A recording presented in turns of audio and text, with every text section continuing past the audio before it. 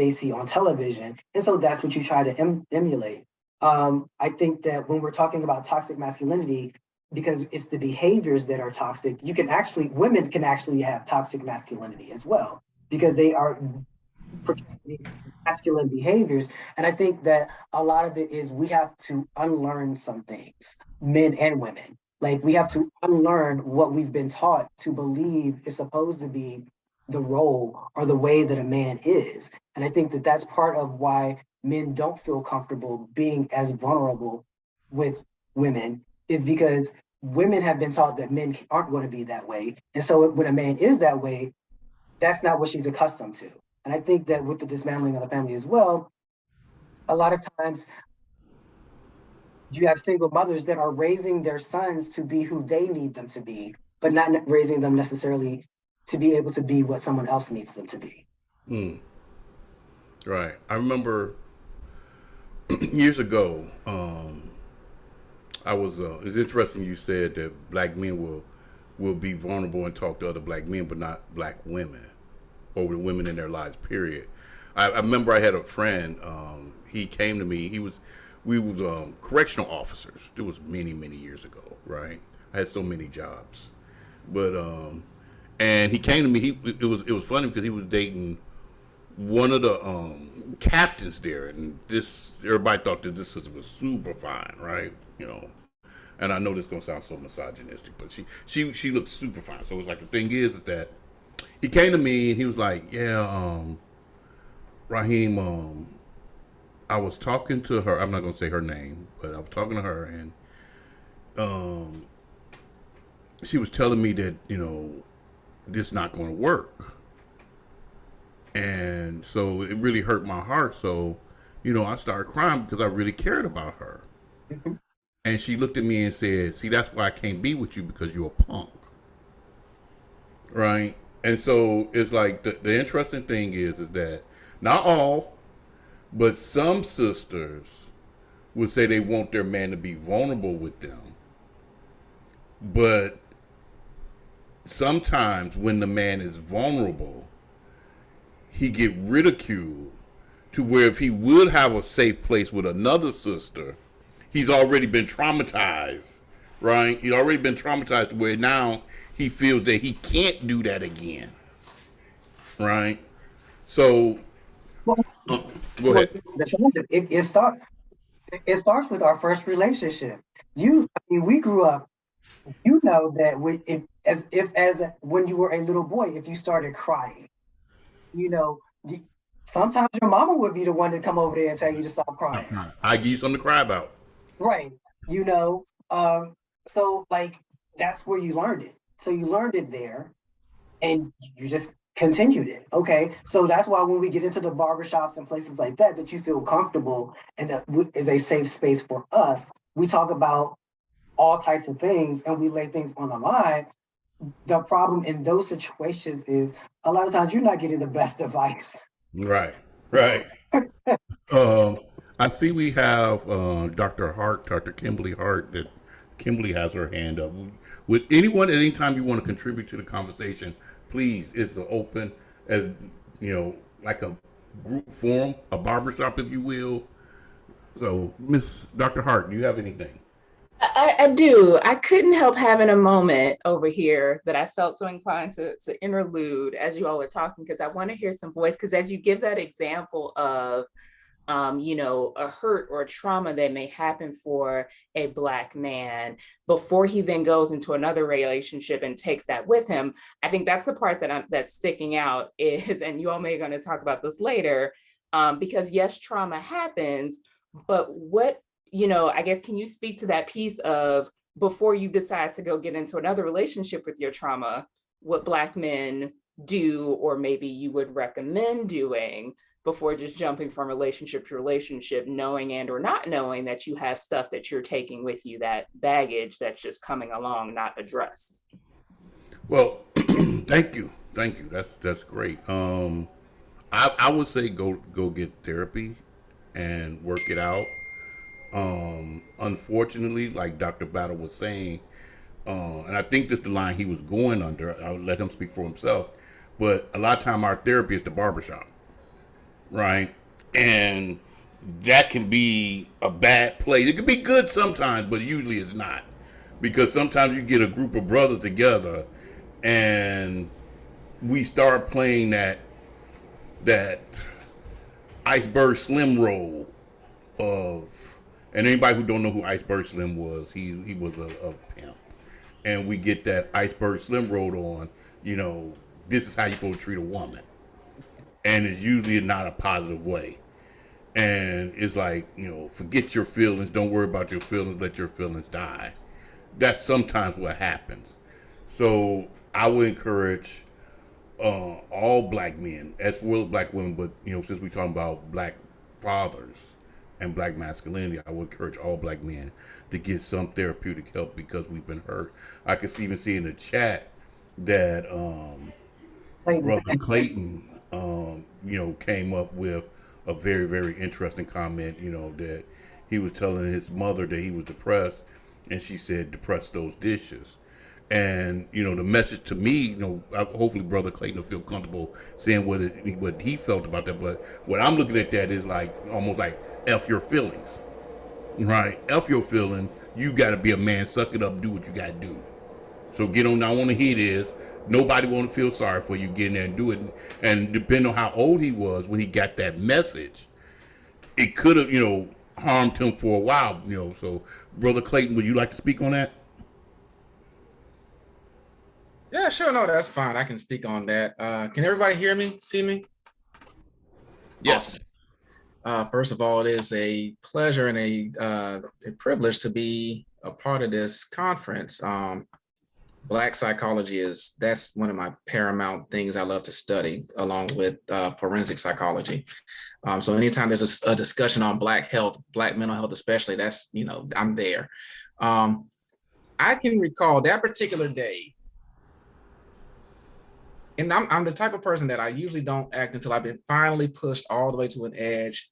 That was a particular week where I've been pushed all the way to an edge. So when she said that, I actually called her out on it, which is something I didn't usually do in my teens. I think I was about 16, and I called her out on it, which ironically, reflecting back on it, even then I had an interest into psychology. And I asked her, I said, well, how do you think I'm going to process that? And she stopped. And it was interesting because it actually led to a long talk and a long discussion between the two of us. And, we discussed how she was raised growing up, how, the men in her family. And I said, well, that's all good. And I want to be a man. I said, but, my sister gets depressed. She gets coddled. I'm getting depressed. I just need to be able to express that. And so it was it led to an interesting discussion with my mom. You put a very good topic, Brother Clayton, that it has to do a lot with how they're raised, because you only can teach what you know, right? And so you're bringing what you know. And we as a people have done a really bad job of flowing down information from one generation to the next, right? So a prime example is we romanticize the relationships that our grandparents had. And we constantly talk about, we want to get married and I want to have a relationship like my grandma and granddaddy had, not knowing that your grandmother couldn't stand your granddaddy. She married him because he was the first thing getting her out of the situation she was in, right? And so nobody talks about the fact that, okay, well, this is what was going on with Cousin June. Like, he had these issues, and this is how we as a family dealt with it. Because Black psychology in our community has existed forever, right? And we had ways of treating and dealing with each other when things arose, but we didn't pass it down. That information didn't flow down. So having that conversation with your mother gave her an opportunity. One, she could revisit her childhood and what she learned, but it also opened a door, right? And it changed the dynamic of you all's relationship.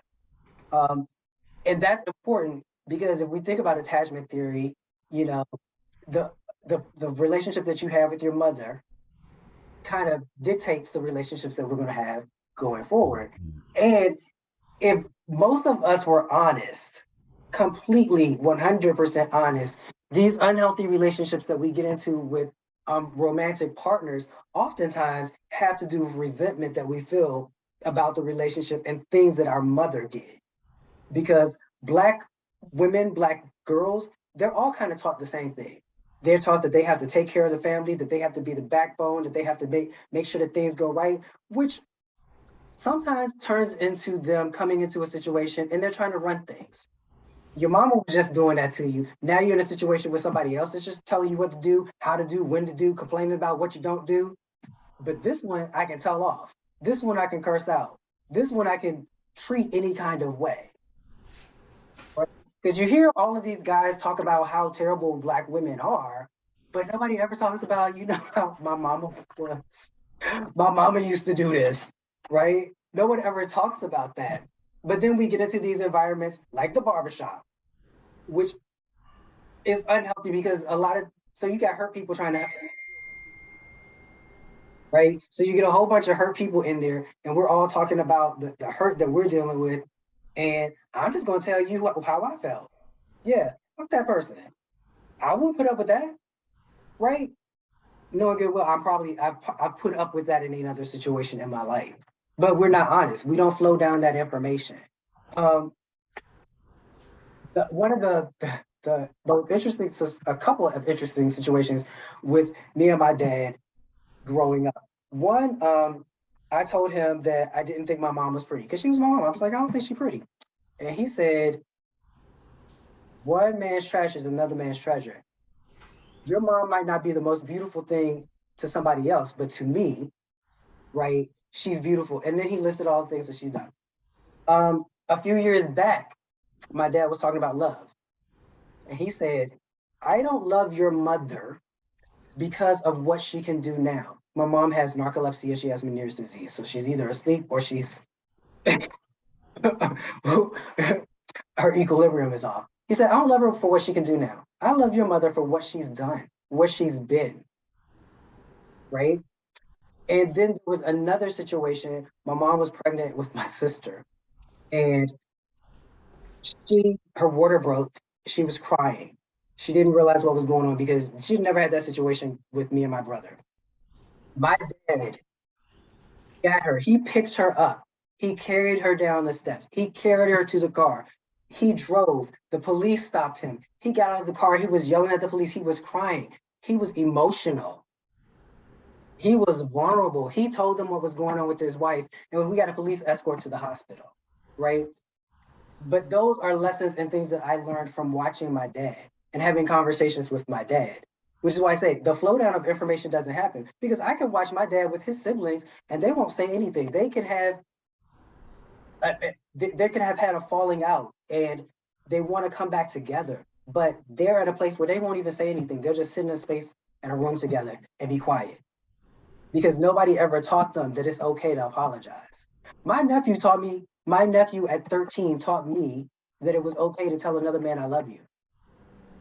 Because every time, because he lived with me, and every time we had a conversation, he said, I love you. And he would walk up and he would hug me. And sometimes he would say, I want to kiss you. And I would let him, right?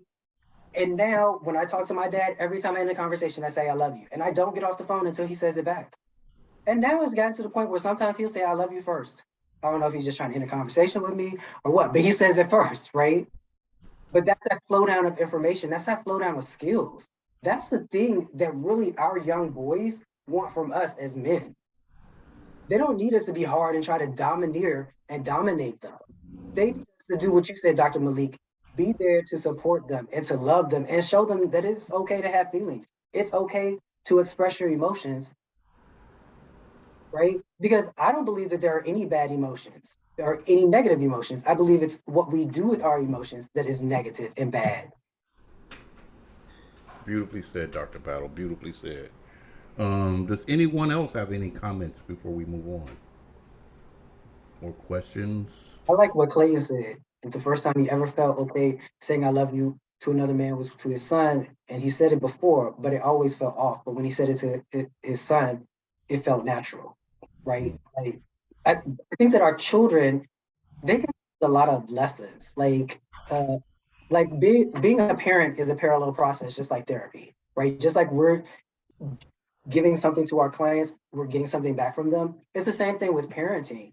And I think that a lot of times we feel, again, because we're trying to do something through somebody else's lens, somebody that never raised their kids themselves in the first place. Um, we feel like we as the parents have to go in knowing everything, and our kids have to just listen to us, that we own them. Kind of like what happened with the Roe versus Wade, where the government owns a woman's body and can tell her when and where she has to have a baby, and if she has to have a baby. Yeah. I think what Clayton wrote, that's powerful. I think for the betterment of my life, it was always, well, you know I love you because you see I'm doing this, Hmm? right? And then it's like when I became a father, it was like I wanted to be the type of man that my son would look up to and be proud that I'm his dad, right? And so it's like my son he thinks I'm totally corny because it's like the thing is like if he's a reporter, he's a journalist for this newspaper in Chicago called The Crusader, right? And as soon as he write an article, I'm posting it on my Facebook page. I'm posting it on LinkedIn. I'm posting it on Instagram, right? And it's like, look what my son did. Look what my son did. And it's like it's already. But he says it embarrasses him, but I think deep down inside it gives him a sense of pride. That his dad is just. He said that I was the LeVar Ball before LeVar Ball. It's just that my son wasn't going to play NBA.